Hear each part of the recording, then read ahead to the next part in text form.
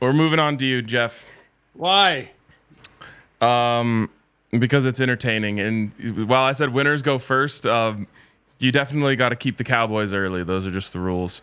And because they're the Cowboys, they always give us something. And they certainly did something today. So my question to you, and I honestly want to hear everyone's answer, and I will just kind of give you the floor to expound after this, but was today's game more about the Saints or more about the Cowboys? God, it's such a good question because we all know the answer's both. But if I have to pick one of those, I'll say it was more about the Saints. Hey, do you know if I hit a button on my Roadcaster, will it play for everybody? No reason not to try. All right. Now this is a hot dog bun. I think it's a hot dog too. Did it work? That worked, yeah. It worked, yeah. Okay, cool. Yeah, I love Jerry and Steven talking about hot dogs and buns. I'll say it was more about the Saints, short form, to expound later. Go expound now. Okay. I think pretty much every NFL team is doing a disservice to themselves if whoever's calling their plays didn't shake Kyle Shanahan's hand at some point. Now, part of this is about the Cowboys because I talked about all week, like, if the Cowboys lose this game, here's how. It's because the Saints score 14 points in 2 plays or 21 points in 3 plays because Derek Carr is not afraid to go down the field. He is looking for Rashid Shaheed on third down, not Chris Olave. They will throw bombs, and you've got to be able to tackle. And, like, they're big play guys. If you can't limit the big plays, you're going to get yourself hurt. And that's what they did.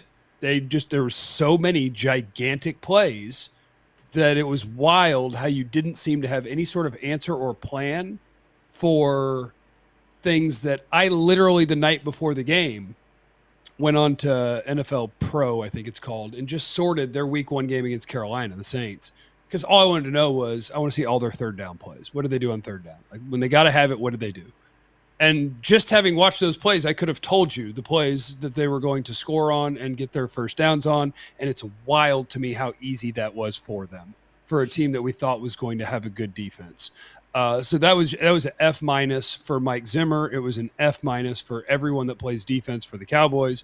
And when everyone who has anything to do with the defense gets an F-, you have to get an A+ on offense to have a chance. So when you have a C on offense, well, you get smacked, and that's what happened. But I do think a lot of it is about the Saints. The Saints with Clint Kubiak running that offense kind of look like the 49ers. There's so much eye candy. There's just so great play design, and they'll line up the same personnel packages in such different ways and give you different looks. I think I will take the Saints way more seriously than I did before this game. So it's more about the Saints, but Cowboys, you're not off the hook. F-, F-. Well, and I guess while we're still rocking with you here, we have to get the vibe check. What's the vibes like in Cowboys world today? Vibes are great. Are you kidding me? The vibes are the exact same as they always are. That's the thing, because this fan base is all sickos. Half of them think that we're going to go to the Super Bowl every year, and half of them are waiting for this game. So, half of the city is happy because the thing that they thought would happen happened. The thing that they were waiting for to happen happened. So they're Cowboy fans that hate the Cowboys. And so now this is their I told you so moment. They're having a great time. And then the we're going 17-0 going to win the Super Bowl crowd is very, very sad and angry. Sad and angry. So the vibes are what they always are. Some people are great. Some people are sad. It's just a matter of which half is which. We're great. We're having a great time. Hey, on that defensive performance, I know it's hard to tell off TV copy, but are you thinking like this wouldn't have happened under Dan Quinn? Like this is all on Mike Zimmer, or you think this is just the Saints, like this new offense, they're catching the whole league by surprise? I think there's part of it could be that they're going to catch the league by surprise, but I also think that Dan Quinn would have got smashed by that offense because Dan Quinn's favorite thing to fail against is anything resembling a Shanahan offense. Like the Dan Quinn defenses were awful against him. That was part of the fun part about Mike Zimmer when he first got hired, is going and looking at all the guys from the Shanahan tree, and it was like, holy crap, Mike Zimmer knows how to defend these guys. But that's what we thought. No, Dan Quinn couldn't have done anything about it. What happened in this game is a lot of My favorite thing about the Cowboys is we all know where they're going to suck, and they ignore it. But the people who watch them, cover them, and a lot of the fan base knows going into the season, you have one NFL defensive tackle on the whole roster. Your running backs are butt. With all due respect, I think Rico's got a little something, but you don't have an NFL running back room. You have one NFL defensive tackle. You have no depth at tight end, and you just assumed that your wide receiver depth would be, oh no, we had some guys in camp, and it's gonna show up. But after week 1, it was all good because, they smashed Cleveland, and it was like, holy crap, everything is amazing. But eventually, the places that you're not good at, we're gonna see it, and we saw it. Their defensive tackles, they have one guy that should be in the NFL in the entire position group. And yeah, that's going to get you at some point.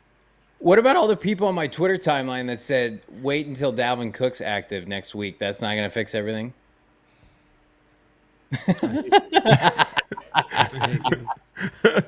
Dalvin Cook's already suiting up. He's wearing 15. He's just going to be wearing a different number when Dalvin Cook. And that's it. Like the running back room. What's wild is after the first week, I've got to hear it from people because I'm like, yes, Zeke is washed. It's obvious. Like he's been washed for 3 years and it's just getting worse. The idea that somebody who has surpassed the age of 27 with heavy usage that we've watched get worse and worse into his career is going to ride back in and be amazing again because you remember that he was a good Cowboy for 5 years or 4 years. Like that's silly. The idea that the old running back with a ton of mileage is going to set the world on fire is so silly. But boy, Jerry Jones loves names he knows. It's coaches, it's players that they bring in. He loves bargain shopping. And if you have a name that people know, that's even better for him. Like that Mike McCarthy's the head coach because Jerry could say he's won a Super Bowl. Who should you be looking for? And I don't dislike McCarthy. I think McCarthy's a quality head coach. But like this team would never make the head coach insert hot offensive coordinator who knows exactly where this league is headed. He would never hire that because he can't go back and be like, well, I know he's good because. But like Zeke, Dalvin Cook, but boy, count those Pro Bowls. 2018 and I seen it and you seen it and it was out there and it was and it is and that's why we did and saw and we did and like he's a psycho. Dalvin Cook spot on. Is Zeke is Dalvin Cook Spider-Man thing. Like who I want to be my other running backs? People you've never effing heard of that are 23 years old. People who played college football last year. Yes, McCaffrey got hurt. And somebody you've never heard of looks like the best running back in the world because he's 23 years old and they can still run and their legs work. Dalvin Cook and Zeke are going to grind their knees into dust by week 6. I find it rich that the Cardinals guy here was the one who took the shot about old running backs. That's okay. Hey, his can still go. It's because he's never had full usage, and James Conner misses time every year. But they took him back in the 3rd round from the ACC, Trey Benson, so they'll be all right. I'm thinking more along the lines of like Emmitt Smith, Edgerrin James, Chris Johnson. Yes, for sure. No, it was just funny. I literally was on Twitter, and people were like, "Don't worry, Dalvin Cook's going to be active next week. This will get corrected." I'm like, Dalvin Cook, who the you got to Jets? fix your timeline. You got to follow better people. Also, hey, do you know how good this team would be in 2020, 2019? Well, if you had Zeke, Dalvin Cook, Jordan Phillips. Oh, Jordan Phillips, so good. And Linval Joseph still playing good football. We have a monster team in 2019.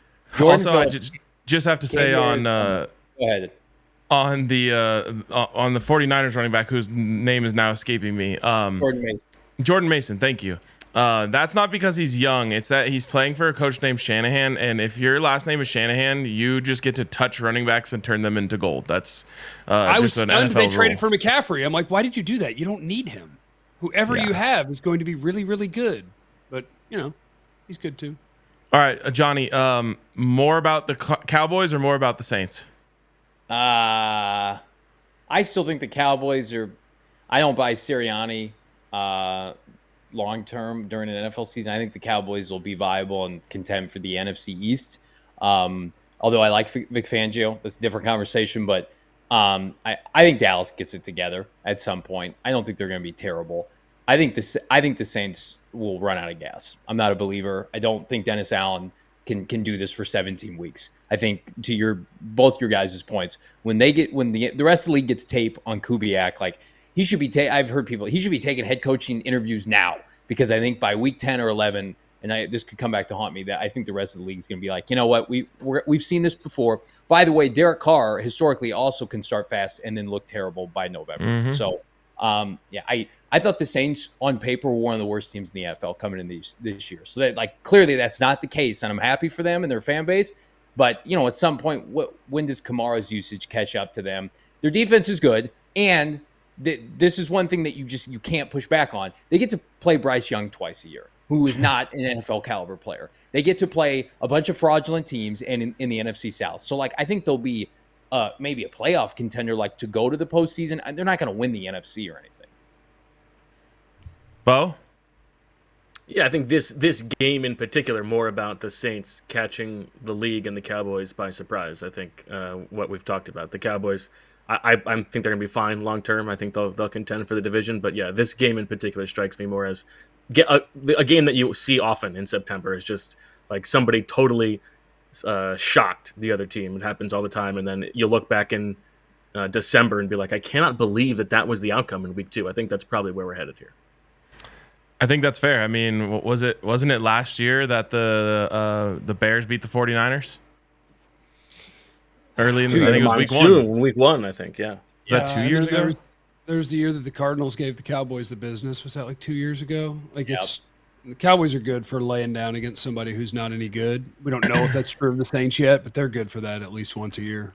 For me, I think I'll go a little more Saints, but to your point, Bo, about just like catching them by surprise, if I'm coming from a Cowboys angle, I'm a little bit concerned that, like, the Saints caught their opponent by surprise last week. Like, why did it happen again, type of thing. But I mean, they've done a really, really good job of setting up that offense and putting Derek Carr in great situations to succeed.